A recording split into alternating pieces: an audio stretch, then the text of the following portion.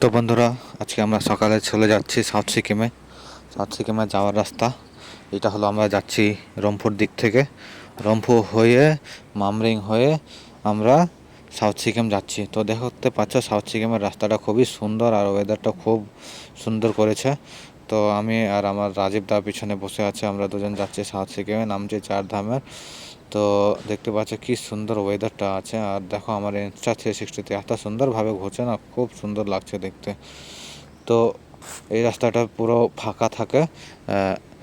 তোমরা যেতে পারো রম্ফু হয়ে। আর একটা রাস্তা আছে, সেটা হয়ে তোমরা যেতে পারো মাল্লি হয়ে। তো রম্ফু হয়ে যেটা যাওয়া, সেটা যারা সিকিম দিক থেকে বা যারা রংপুর দিক থেকে যাচ্ছে তাদের জন্য ঠিক আছে। আর যারা আমাদের শিলিগুড়ি হয়ে আসছে তাদের জন্য মাল্লি হয়ে রাস্তা ঠিক আছে। তো আমরা দেখতে পাচ্ছ তো যাচ্ছি, নামছি দিকে। তো খুবই একটা সুন্দর রাস্তা, খুবই একটা ওয়েদার, খুবই একটা সুন্দর